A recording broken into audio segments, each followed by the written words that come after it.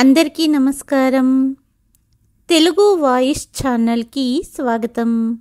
ఈనాటి మన కథ మౌన వేదన.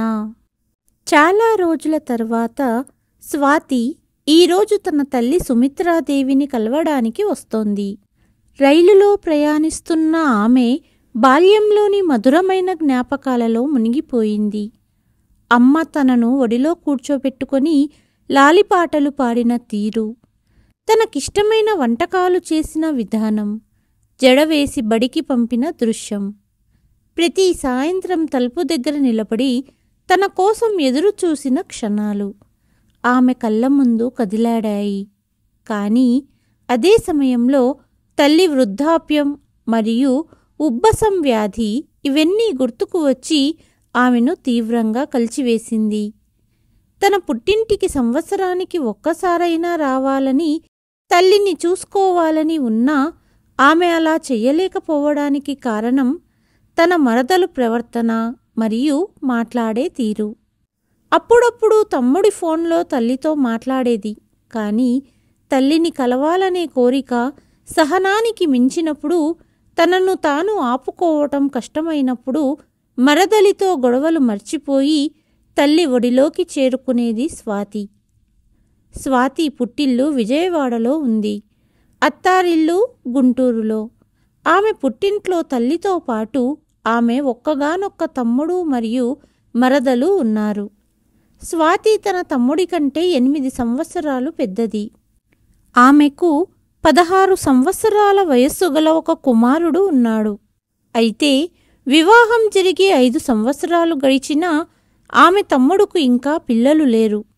స్వాతి ఇంట్లో అడుగు పెట్టగానే ఇల్లంతా నిశ్శబ్దంగా ఉంది. ఏదో జరిగిందని స్వాతి మనసులో అనుకుంది. అప్పుడే ఆమె మరదలు నళిని బయటికి వచ్చి స్వాతిని చూడగానే ముఖం చిట్లించింది. కేవలం లాంఛనంగా చిరునవ్వుతో "వచ్చారా?" అనింది. స్వాతి కళ్ళు తల్లిని వెతుకుతున్నాయి.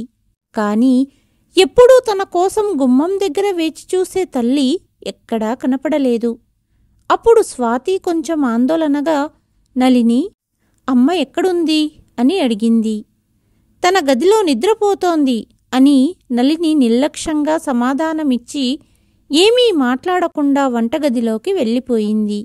అరే, ఎప్పుడూ త్వరగా నిద్రలేచే అమ్మ ఇంత పొద్దుపోయేదాకా నిద్రపోతోందా అనుకుంటూ స్వాతి తన తల్లి గదిలోకి రాగానే "అమ్మా, నీ ఆరోగ్యం బాగానే ఉందా?" అని అడిగింది. అలా అంటూనే స్వాతి తన తల్లి వైపు చూసింది. ముఖంపై కేవలం ముడతల వల మాత్రమే కనిపించింది. ఎముకలు ఆ బలహీనమైన శరీరం నుండి బయటకు రావడానికి సిద్ధంగా ఉన్నట్లు ఉన్నాయి. తల్లి శరీరం పూర్తిగా క్షీణించింది. క్రితంసారి స్వాతి పుట్టింటికి వచ్చినప్పుడు తల్లి ఆరోగ్యంగా, ఉల్లాసంగా మరియు నవ్వుతూ కనిపించేది. కానీ ఇప్పుడు ఆమె శరీరం పూర్తిగా బలహీనంగా తయారయ్యింది. అప్పుడే సుమిత్రాదేవి తన కుమార్తెను చూడగానే తన ముడతలు పడిన ముఖంపై చిన్న చిరునవ్వు చిందిస్తూ బాగానే ఉన్నాను స్వాతి, మనవడు ఎలా ఉన్నాడు?" అని అడిగింది. "నువ్వు ప్రయాణం చేసి అలసిపోయి ఉంటావు.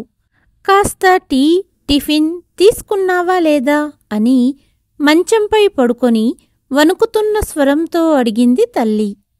వెంటనే స్వాతి పడుకొని ఉన్న తన తల్లి నుదుటిపై చెయ్యి వేసి నాడిని చూసింది. తల్లి ఒళ్ళు వేడిగా లేదు, అంతా సాధారణంగానే ఉంది. "అరే, ఏమిటి స్వాతి, డాక్టర్లాగా నన్ను పరీక్షిస్తున్నావు?" అంటూ సుమిత్రాదేవి నవ్వడానికి ప్రయత్నించింది. అప్పుడే స్వాతి తన తల్లిని చూస్తూ "అమ్మా, నువ్వు మనసారా నవ్వట్లేదు. నీ ఆరోగ్యం అంత బాగోలేదు అనిపిస్తుంది. ఏం జరిగింది?" అని అడిగింది.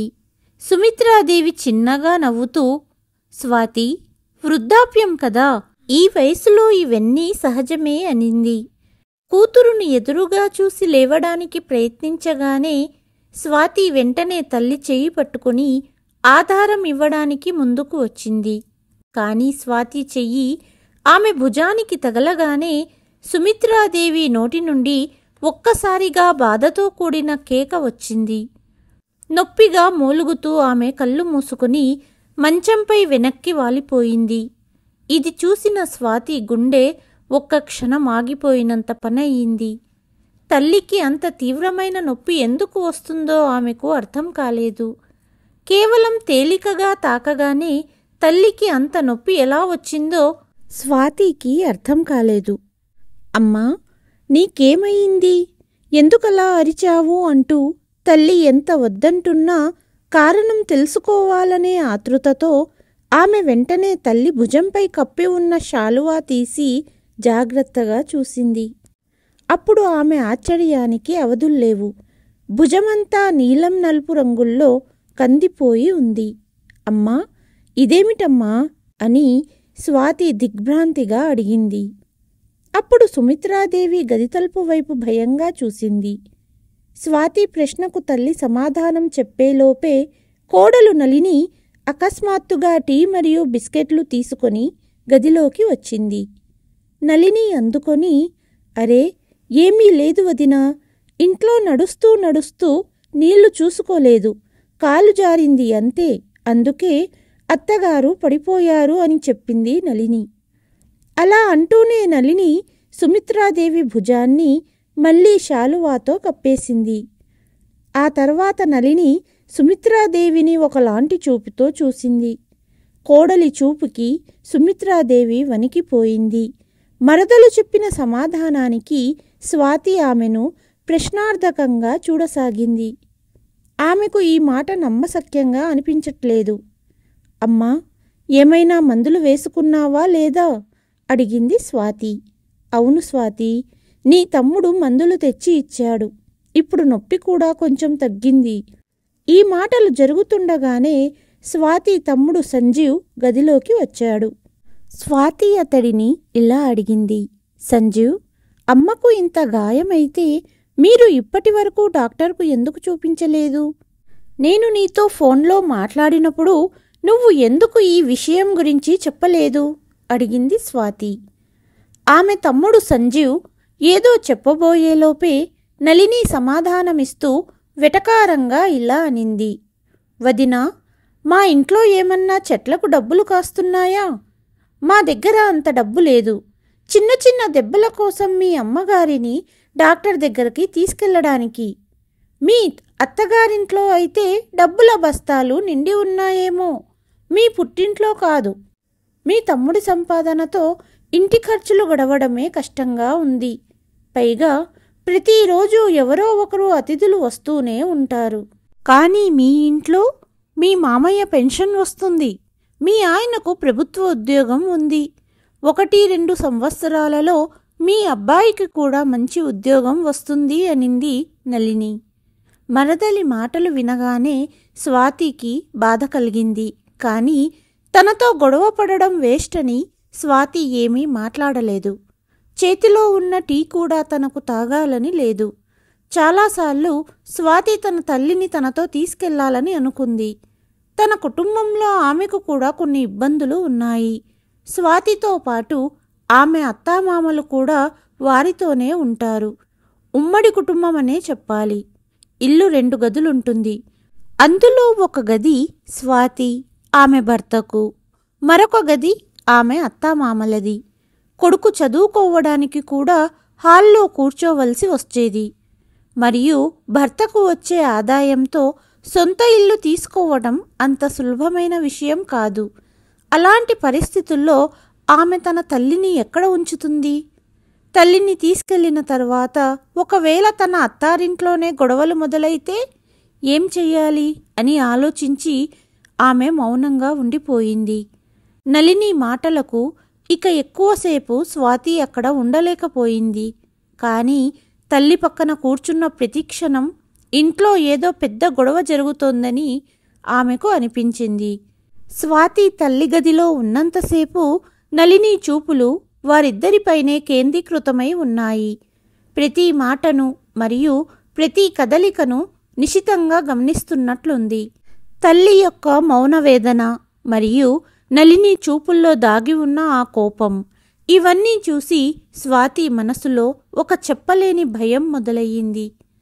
తన తల్లి ఎంత బలహీనంగా మరియు నిస్సహాయంగా మారడం వెనక నళిని ప్రమేయం ఉందేమో అనే అనుమానం కలిగింది. అంత బాధ చెప్పుకోవడానికి కూడా తల్లి భయపడుతోంది అని మనసులో అనుకుంది స్వాతి. చివరికి కన్నీళ్లతో మరియు భారమైన హృదయంతో ఆమె తన ఇంటికి తిరిగి వెళ్ళడానికి లేచినప్పుడు ఆమె అడుగులు అయిష్టంగా ముందుకు సాగాయి. ఆమె మరోసారి వెనక్కి తిరిగి తల్లిని చూసింది. తల్లి బలవంతపు నవ్వు వెనక తన బాధను దాచడానికి విఫల ప్రయత్నం చేస్తోంది. అంతలో ఆమె తమ్ముడు సంజీవ్, రా అక్క, నిన్ను కారులో రైల్వే స్టేషన్లో దిగబెడతాను అన్నాడు. బయటికి వెళ్ళి సంజీవ్ కారు స్టార్ట్ చేస్తుండగా నళిని వంటగది తలుపు దగ్గర నిలబడి ఉంది. స్వాతి ఇంటి నుండి బయటికి వెళ్తుండగా అక్కడే నిలబడి ఉన్న నళిని, అతిథులంటే అతిథుల్లా ఉండాలి, మా ఇంట్లో ఎక్కువ జోక్యం చేసుకోవాల్సిన అవసరం లేదు అనింది స్వాతికి వినపడేలా. మరదలి మాటలు స్వాతికు చాలా బాధ కలిగించాయి. స్వాతి కన్నీళ్లతో ఇంటి నుండి బయటికి వచ్చింది. అక్కా తమ్ముడు ఇద్దరూ కలిసి రైల్వే స్టేషన్ బయలుదేరారు. ప్రయాణంలో ఇద్దరు తోబుట్టువులు మౌనంగా ఉన్నారు. స్టేషన్లో ట్రైన్ లేట్ అని తెలిసింది. ఇద్దరూ ట్రైన్ కోసం వేచి చూస్తూ ఫుట్పాత్పై బెంచి మీద కూర్చున్నారు. తర్వాత కొంచెం సంకోచిస్తూ స్వాతి మాట్లాడింది. సంజీవ్, ఒక విషయం అడుగుతాను. అమ్మ కింద పడి గాయమైనప్పుడు నువ్వు ఇంట్లోనే ఉన్నావా అని అడిగింది. లేదు లేదు, కానీ అక్క, అలా ఎందుకు అడుగుతున్నావు అన్నాడు సంజీవ్. సంజీవ్, అమ్మకు ఆ గాయం కింద పడడం వల్ల తగిలిందని నాకు అనిపించడం లేదు అని అనుమానం వ్యక్తం చేసింది స్వాతి.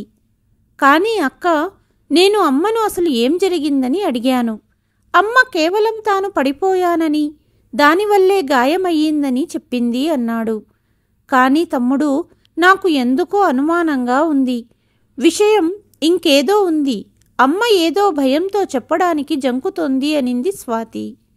అనుమానం ఎందుకంటే నీ భార్య ప్రవర్తన గురించి అందరికీ బాగా తెలుసు అంటున్న స్వాతి మాటలు విన్న సంజీవ్ ముఖం మార్చుకుంటూ అన్నాడు. అక్క, నువ్వు ఇప్పుడు విషయాన్ని పెద్దది చెయ్యకు. చాలా కష్టపడితే జీవితం మళ్ళీ గాడిలో పడింది. అత్తాకోడళ్ల గొడవల వల్ల నేను ఇదివరకే ఎంత బాధపడ్డానో నువ్వు మర్చిపోయావా?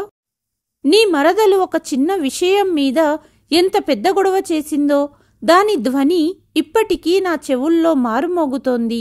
ఆ విషయం నీకు కూడా తెలుసు కదా అక్క. నళిని మమ్మల్ని ఎలా అబద్ధపు వరకట్న కేసులో ఇరికించిందో ఆ క్షణం నా కళ్ళ ముందు మెదులుతుంటే ఇప్పటికీ నా ఆత్మ వణికిపోతోంది. పోలీస్ స్టేషన్లో గడిపిన ఆ రాత్రులు, లాకప్లో గడిపిన ఆ రోజులు నేను చాలా భయంకరమైన రోజులని అనుభవించానక్క. పెళ్ళయ్యాక నళిని మారిపోయింది. ప్రేమించినప్పుడు తను అలా లేదు. గడిచిన సంవత్సరాలలో నేను ఏం చూడలేదు? ఈ గొడవల వల్ల నా గౌరవం, నా వ్యాపారం అన్నీ నాశనమయ్యేవి. ఎలాగో వాటిని కాపాడుకున్నాను. ఆ విషయాలన్నీ గుర్తుకు వస్తే ఇప్పటికీ నేను వణికిపోతాను. కానీ అక్క, ఇప్పుడు నేను ప్రశాంతంగా జీవించాలనుకుంటున్నాను. నాకు మనశ్శాంతి కావాలి. మళ్ళీ నళినితో అమ్మ గాయం విషయమై గొడవ పడలేను అన్నాడు సంజీవ్. తమ్ముడి మాటలు విన్న స్వాతి అతడికి ఏమీ చెప్పకపోవడమే మంచిదని భావించింది. కానీ మనసులో మాత్రం అనేక ఆలోచనలు ఆమెను కలవరపెడుతున్నాయి. ఇంతలో తన భర్త మరియు వదిన ఇంటి నుండి వెళ్ళగానే నళిని అవకాశం చూసుకొని తన అత్తగారి గదిలోకి వచ్చింది మరియు సుమిత్రాదేవి భుజాన్ని పట్టుకొని గట్టిగా లాగింది. అక్కడే గాయం కారణంగా సుమిత్రాదేవి నొప్పితో గట్టిగా కేక వేసింది. అప్పుడే నళిని గంభీరమైన స్వరంతో ఇలా అనింది. ఏంటి మహారాణి, నా గురించి మీ కూతురికి ఫిర్యాదు చేస్తావా? నళిని కఠినమైన స్వరం వినగానే సుమిత్రాదేవి వణికిపోయింది. అప్పుడు కళ్ళు పెద్దవి చేస్తూ, నళిని, ఒక విషయం చెవులు తెరిచి విను. ఇంటి విషయం బయటకు వెళితే మా నాన్నతో చెప్పి వరకట్న కేసులో నిన్ను మరియు నీ కుటుంబాన్ని ఎలా ఇరికిస్తానో తెలుసా? చచ్చిన నీ అమ్మ గుర్తుకు రావాలి అనింది నళిని. లేదు నళిని, నేను ఎవరికీ ఏమీ చెప్పలేదు అని సుమిత్రాదేవి భయంతో కూడిన స్వరంతో అంది. చెప్పడానికి కూడా ప్రయత్నించకు, చెప్పావో అని నళిని హెచ్చరించింది. అయినా ఇదేంటి, నీకు విశ్రాంతి తీసుకునే సమయమా ఇది? ఇంటి శుభ్రత, ఊడ్చడం, తుడవడం మరియు పాత్రలు పడి ఉన్నాయి. ఇవన్నీ ఎవరు చేస్తారు? ఇప్పటి వరకు కూతురు ముందు అనారోగ్యంగా నటించింది చాలు. త్వరగా గది నుండి బయటికి రా, వచ్చి పనులన్నీ చెయ్యి అనింది నళిని. సుమిత్రాదేవి భయపడిన కళ్ళతో తన కోడలి వైపు చూడసాగింది. అప్పుడు నళిని అంది, వస్తావా లేదా నీకు కర్రతో సేవ చెయ్యమంటావా అని కోపంతో అరిచింది. లేదు లేదు, నేను వస్తాను నళిని అని సుమిత్రాదేవి వణుకుతూ అంది. మరియు ఒంట్లో శక్తి లేకపోయినా త్వరగా లేచి నిలబడి అన్ని పనులు చేయడం మొదలుపెట్టింది. వాస్తవానికి సంజీవ్ మరియు నళినిది ప్రేమ వివాహం. ఇద్దరూ ఒకే కళాశాలలో చదువుకునేవారు. మొదట స్నేహితులుగా ఉన్నారు. ఆ తర్వాత ప్రేమించుకొని పెద్దవాళ్లను ఒప్పించి వివాహం చేసుకోవాలని నిర్ణయించుకున్నారు. కానీ సుమిత్రాదేవి కొంతమంది ద్వారా సమాచారం తెలుసుకుంటే నళిని మరియు ఆమె కుటుంబ సభ్యులు మంచివారు కాదని తెలిసింది. చాలామంది ఆ ఇంటితో సంబంధం వద్దని సలహా ఇచ్చారు. అయినప్పటికీ కుటుంబ సభ్యులు తీవ్రంగా వ్యతిరేకించినా సంజీవ్ వినలేదు. అటు నళిని కూడా సంజీవ్నే పెళ్లి చేసుకుంటానని పట్టుబట్టింది. చివరికి కుటుంబ సభ్యులు వారి పట్టుదల ముందు తలంచక తప్పలేదు. మరియు నళిని ఆ ఇంటికి కోడలిగా వచ్చింది. తన పెళ్లి తర్వాత తన తల్లి పూర్తిగా విశ్రాంతి తీసుకోవాలని మరియు తన భార్య ఇంటి పనులన్నీ చూసుకోవాలని సంజీవ్ కోరుకున్నాడు. కానీ నళినికి ఇంటి పనులు చేయటం ఇష్టం లేదు. మోడ్రన్ బట్టలు వేసుకోవటం, స్నేహితులతో తిరగడం, మిగిలిన సమయంలో రోజంతా రీల్స్ తయారు చేసి సోషల్ మీడియాలో పోస్టు చేయడం అంటే చాలా ఇష్టం. కానీ పెళ్ళైన కొంతకాలం ఆమె సంస్కారవంతమైన మరియు ఆదర్శవంతమైన కోడలిగా నటించింది. కానీ నెమ్మదిగా తన అసలు రంగు చూపించడం మొదలుపెట్టింది. ఇప్పుడు తరచుగా పార్టీలకు వెళ్లటం, ఖరీదైన షాపింగ్ మాల్స్లో తిరగడం, విచ్చలవిడిగా ఖర్చు చేయడం మరియు సోషల్ మీడియాలో తన ఫోటోలు మరియు వీడియోలు పోస్టు చేయటం ఆమెకు అలవాటుగా మారింది. తరచుగా సంజీవ్ పనికి వెళ్ళిన తర్వాత ఆమె తిరగడానికి బయలుదేరేది మరియు సాయంత్రానికి ఇంటికి తిరిగి వచ్చేది. ఇంట్లో ఉన్నప్పుడు కూడా ఆమె ఏ బాధ్యత తీసుకోలేదు. ఇంటి పనులన్నీ ఆమె అత్తగారే చేయాల్సి వచ్చేది. అయితే నళిని తన సమయాన్ని తన ఇష్టానుసారం గడిపేది. సుమిత్రాదేవి ఈ విషయం గురించి తన కోడలికి చెప్పడానికి ప్రయత్నించినప్పుడు నళిని ఆమెపైనే ఎదురు తిరిగేది. ఆమె తన కొడుకుతో కోడలి గురించి ఫిర్యాదు చేసినప్పుడు వారిద్దరి మధ్య పెద్ద గొడవ జరిగింది. కోపంతో సంజీవ్ తన భార్య చెంప చెల్లుమనిపించాడు. తరువాత ఇంట్లో మహాభారత యుద్ధమే మొదలయ్యింది. విషయం ఎంతవరకు వెళ్ళిందంటే సంజీవ్కు మరియు అతని తల్లికి బుద్ధి చెప్పడానికి నళిని తన తండ్రితో చెప్పి వారిపై అబద్ధపు కేసు పెట్టించింది. నళిని తండ్రి పోలీస్ ఇన్స్పెక్టర్. అతను కూడా కూతురి మాటలు విని వరకట్న వేధింపులు, గృహహింస మరియు తనపై దాడి వంటి వివిధ సెక్షన్ల కింద నళిని అత్తగారిని, భర్తను ఇరికించాడు. ఆ సమయంలో సంజీవ్ కొద్ది రోజులు జైలుకు వెళ్లవలసి వచ్చింది. చాలా డబ్బు ఖర్చు చేసినా తమకు న్యాయం దొరకలేదు. అప్పటికే సంజీవ్ 10 రోజులకు పైగా జైలులోనే ఉన్నాడు. అందుకే పరస్పర అంగీకారంతో విషయాన్ని పరిష్కరించుకోవలసి వచ్చింది. ఆ తర్వాత ఆ ఇంట్లో నళిని ఏకఛత్రాధిపత్యం చెలాయించింది. ఎవరైనా ఆమెకు చిన్న మాట చెప్పినా లాకప్కు పంపిస్తానని బెదిరించేది. అంతేకాకుండా ఈసారి మీతో పాటు మీ కూతురు మరియు ఆమె కుటుంబాన్ని, ఆమె పిల్లలను కూడా ఇరికిస్తానని, నేను తలుచుకుంటే మీ కుటుంబం జీవితాంతం జైలు నుండి బయటకు రాలేదని కూడా చెప్పేది. అందుకే ఇప్పుడు సుమిత్రాదేవి మనసులో తన కోడలి పట్ల అంత భయం ఏర్పడింది. అందుకే కోడలు చేసిన అత్యాచారాలను కూడా ఆమె ఎవ్వరికీ చెప్పలేకపోయింది. తన సోదరి స్వాతిను ట్రైన్ ఎక్కించి సంజీవ్ మధ్యాహ్నానికి ఇంటికి చేరుకున్నాడు. ఆ సమయంలో నళిని ఇంట్లో లేదు.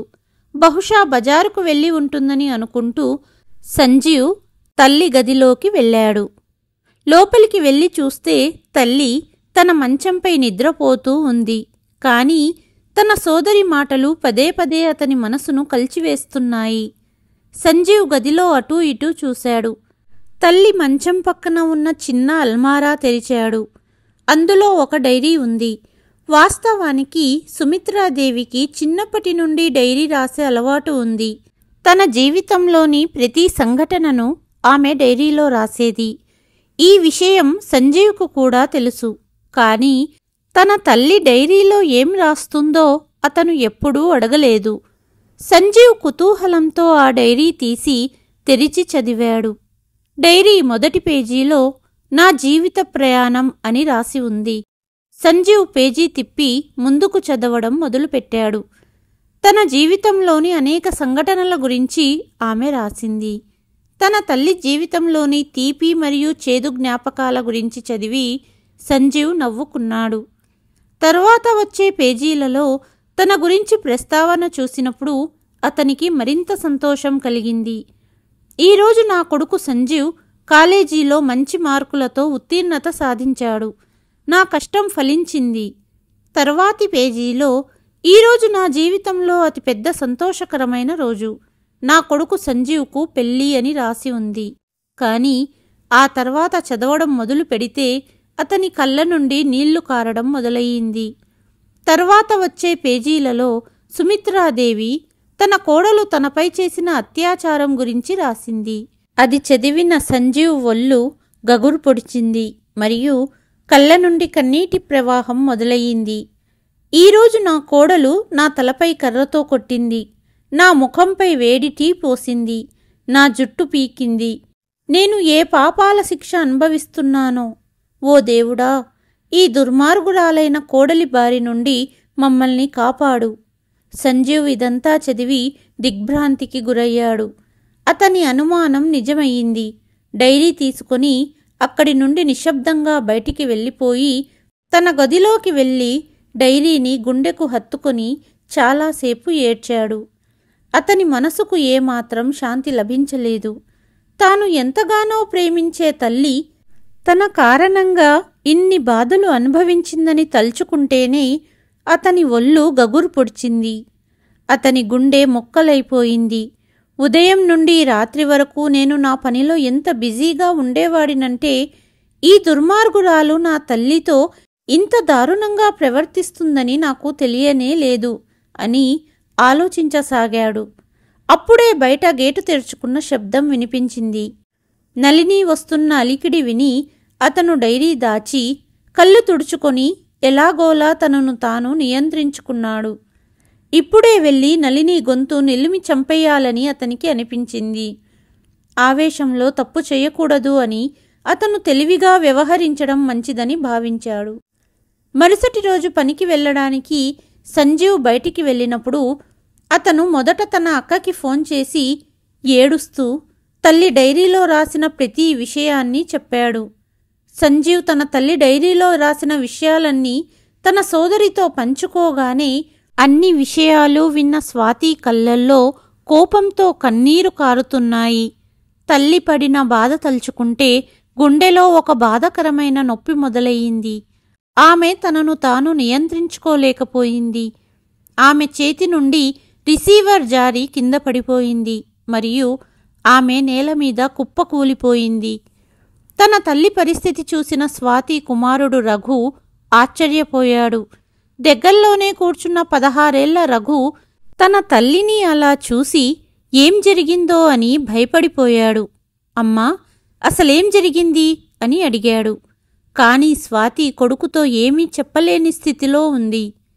తర్వాత కొద్దిసేపటికి తేరుకొని రఘుతో తన అమ్మమ్మపై నళిని చేసిన ప్రతి ఆకృత్యాన్ని చెప్పింది. ఈ విషయం విన్న రఘు తన చెవులను నమ్మలేకపోయాడు. ఇంతటి ఘోరమా అంటూ రఘు కొంతసేపు శూన్యంలోకి చూస్తూ అలానే కూర్చుండిపోయాడు. కొద్దిసేపటి తర్వాత, అమ్మా, ఈ సమస్యకు నా దగ్గర పరిష్కారం ఉంది. స్వాతి కళ్ళల్లో అయోమయం మరియు భయం ఉన్నాయి. ఎందుకంటే ఆమె పోలీస్ ఇన్స్పెక్టర్ కుమార్తె. సరైన సాక్ష్యం లేకుండా నళినీకు శిక్ష వేయించడం కష్టమని ఆమెకు తెలుసు. కాని రఘు, సరైన సాక్ష్యం లేకుండా ఏమీ చెయ్యలేము. నళిని ఎంత దుర్మార్గురాలో నీకు తెలియదు. ఆమెతో పెట్టుకోవడమంటే తేనెతుట్టలో చెయ్యి పెట్టడమే.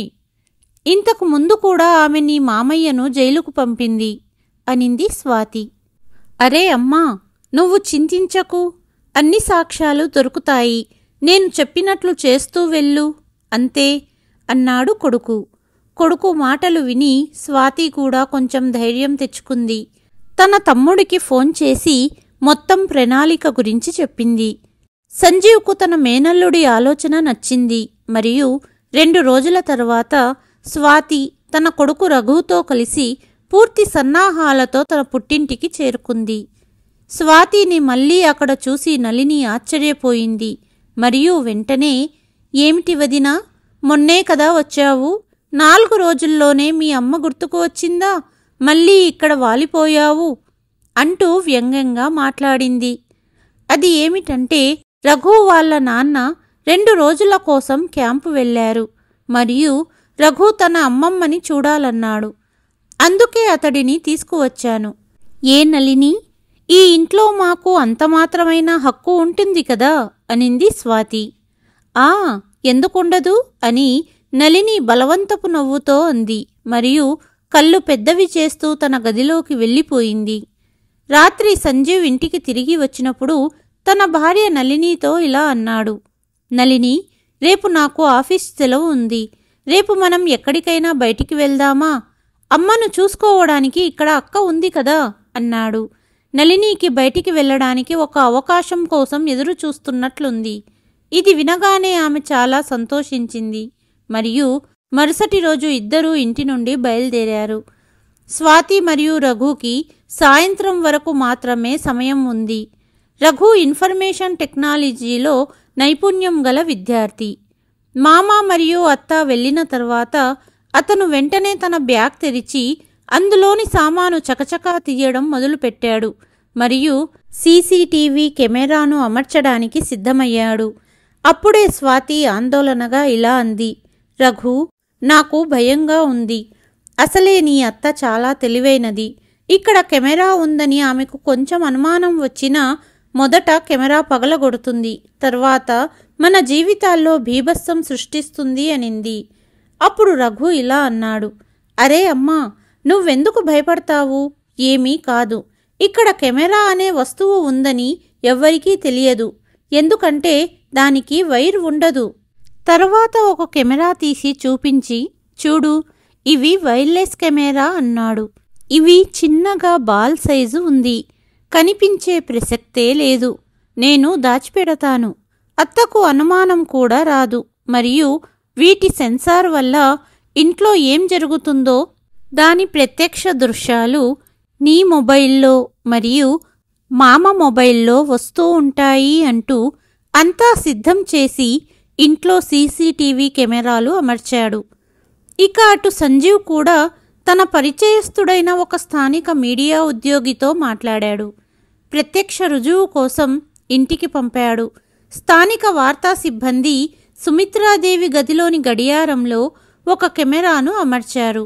సుమిత్రాదేవి ఆ దృశ్యమంతా ప్రశ్నార్థకంగా చూస్తూ ఉండిపోయింది. అప్పుడే రఘు అన్నాడు.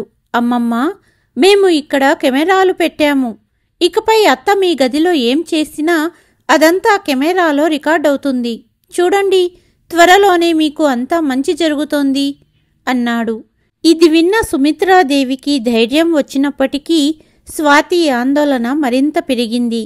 ఎందుకంటే సుమిత్రాదేవికి ఏ విషయం దాచుకునే అలవాటు లేదు. అందుకే ఈ విషయం అమ్మకు తెలిస్తే ఆమె ఎక్కువ రోజులు తనలో దాచుకోలేదని, అలా జరిగితే ప్రమాదం వస్తుందని ఆమె భయపడింది. అమ్మా, ఏం జరిగినా నళినికి ఇక్కడ మేము ఏదో పెట్టామని తెలియకూడదు అని స్వాతి అంది. అప్పుడు సుమిత్రాదేవి సరే అని తల ఊపింది. రాత్రి సంజీవ్ తన భార్య నళినితో తిరిగి వచ్చాడు. ఇద్దరూ బయటే భోజనం చేసి వచ్చారు కాబట్టి నళిని తన గదిలో నిద్రపోవడానికి వెళ్ళింది. అంతలో స్వాతి భోజనం తయారు చేసి అందరికీ వడ్డించింది. చాలా రోజుల తర్వాత సుమిత్రాదేవి ప్రశాంతంగా భోజనం తినింది. తర్వాత సంజీవ్ రఘు దగ్గరికి వచ్చి నెమ్మదిగా ఇలా అడిగాడు, పని అయిపోయిందా? అప్పుడు రఘు నవ్వుతూ, అవును మామా, అంతా బాగా జరిగింది. మీరు మొబైల్లో దృశ్యాలను గమనిస్తూ ఉండండి. ఏదైనా తేడాగా అనిపిస్తే వెంటనే పోలీసులకు ఫోన్ చేయండి అన్నాడు. మరుసటి రోజు ఉదయం సంజీవ్ తన సోదరి రఘుని దింపడానికి స్టేషన్ వెళ్ళాడు. తిరిగి రావడానికి కాస్త ఆలస్యమయ్యింది. సంజీవ్ ఇంటికి తిరిగి రాగానే నళిని అంది, చివరికి మీరేం చేస్తున్నారో నాకు కూడా ఎవరైనా చెబుతారా? నళిని మాటలు వినగానే సంజీవ్ వణికిపోయాడు.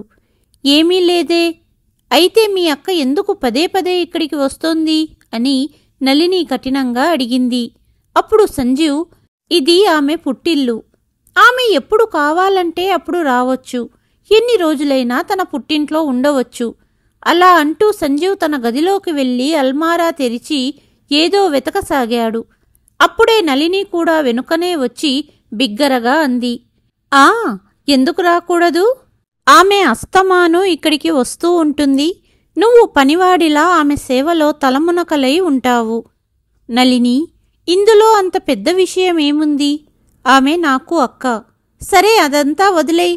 3-4 రోజుల క్రితం నేను అల్మారాలో 1,00,000 రూపాయలు పెట్టాను. అవి నాకు కనిపించడం లేదు. నువ్వేమైనా తీసుకున్నావా అంటూ సంజీవ్ అల్మారా వెతకసాగాడు. అవును, నాకు షాపింగ్ చేయడానికి డబ్బు కావాలి. అందుకే తీసుకున్నాను. ఆ డబ్బులన్నీ ఖర్చయిపోయాయి. అది వినగానే సంజీవ్ ఆశ్చర్యపోయాడు. ఏంటి, 1,00,000 రూపాయలు నువ్వు షాపింగ్లో ఖర్చు చేశావా? ఆ డబ్బులు ఈరోజే డీలర్కు ఇస్తానని వాగ్దానం చేశాను. నన్ను అడగకుండా నా డబ్బును ఎందుకు తీసుకున్నావు? సంజీవ్ కోపంతో నళినిపై అరిచాడు. అప్పుడు నళిని కోపంగా, ఎందుకు? నా కోసం కొంచెం డబ్బు ఖర్చు చేసుకునే హక్కు కూడా నాకు లేదా అని భర్తపై కేకలు వేసింది. అవి కొంచెం డబ్బులు కాదు నళిని, మొత్తం 1,00,000 రూపాయలు అంటూ సంజీవ్ ముఖం కోపంతో ఎర్రబారింది. మరియు అల్పాహారం తీసుకోకుండానే ఆఫీస్కు వెళ్ళిపోయాడు. ఇక్కడ సుమిత్రాదేవి తన గదిలో కూర్చొని కొడుకు కోడళ్ల గొడవ విని ఆందోళన చెందుతోంది. కొద్దిసేపటి తర్వాత నళిని సుమిత్రాదేవి కోసం 2 మాడిన రొట్టెలను ప్లేట్లో తీసుకొచ్చి ఆమె ముందు విసురుతూ ఇలా అంది, ఈరోజు నీ కూతురు ఇక్కడ లేదు. నువ్వు హాయిగా విశ్రాంతి తీసుకోవడానికి త్వరగా ఈ రొట్టెలు తిని పని చేయడానికి గది నుండి బయటికి రా అనింది. అప్పుడు సుమిత్రాదేవి, నళిని, నా ఆరోగ్యం కాస్త బాగోలేదు. ఊపిరి తీసుకోవడం కష్టంగా ఉంది. ఈరోజు నేను ఈ ఊడ్చడం తుడవడం పనులు చెయ్యలేను అనింది. ఆమె అంత మాట అనడమే ఆలస్యం. ఇదివరకే భర్తతో గొడవ కారణంగా కోపంతో ఉన్న నళిని సుమిత్రాదేవిపై విరుచుకుపడింది.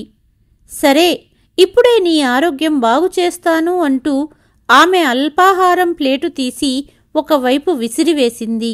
మరియు సుమిత్ర జుట్టు పట్టుకొని నేలమీదకు లాగిపడేసింది. తర్వాత కర్ర తీసుకొని వచ్చింది. కర్ర చూడగానే సుమిత్రాదేవి భయంతో గట్టిగా కేకలు వేయసాగింది. ఆమె కేకలు విని నళిని కోపం నశాలానికి ఎక్కింది. కర్రను ఒకవైపు విసిరివేస్తూ ఇలా అనింది, ఇంత ధైర్యమా? అందరికీ వినపడాలని కావాలని అరుస్తున్నావు కదా? ఈరోజు ఒక్కసారే పని పూర్తి చేస్తాను. ప్రతిరోజు ఉండే గొడవ ఇక ఉండదు. అలా అంటూనే ఆమె తన చున్నీ సుమిత్రాదేవి మెడకు బిగించసాగింది. అప్పుడే తనను తాను విడిపించుకోవడానికి ప్రయత్నిస్తున్న సుమిత్రాదేవి చివరికి స్వాతి చెప్పిన తప్పునే చేసింది. మరియు కేకలు వేస్తూ ఇలా అంది, ఆ నిజమే, ప్రతిరోజు ఉండే గొడవ ఇక మీదట ఉండదు. నీ ప్రతి మాట ప్రతి పని కెమెరాలో రికార్డవుతోంది. ఇక నీ పాపాల కుండ పగిలిపోతుంది అని కళ్ళల్లో కోపపు జ్వాలలతో సుమిత్రాదేవి అంది. అది వినగానే నళిని ముఖం వెలవెలపోయింది. కళ్ళు పెద్దగా తెరుచుకున్నాయి. నీకు వ్యతిరేకంగా అన్ని సాక్ష్యాలు సేకరించబడుతున్నాయి అనింది సుమిత్ర. ఎక్కడుంది కెమెరా అని మెడపై ఒత్తిడి పెంచుతూ నళిని అడిగింది. అప్పుడు సుమిత్రాదేవి తన వణుకుతున్న వేళ్లతో ఎదురుగా ఉన్న అల్మారాలో రఘు దాచిన చిన్న పరికరం వైపు చూపించింది. అది చూసి నళిని భయపడింది. ఓహో, ఇదంతా చెయ్యడానికి నీ కూతురు ఇక్కడికి వచ్చిందా? కానీ ఆమె ప్రయత్నం నేను విజయవంతం కానివ్వను అని నళిని అంటూనే ఆమె తన తండ్రికి ఫోన్ చేసి రమ్మని చెప్పింది. గదిలోని కెమెరా చూసింది.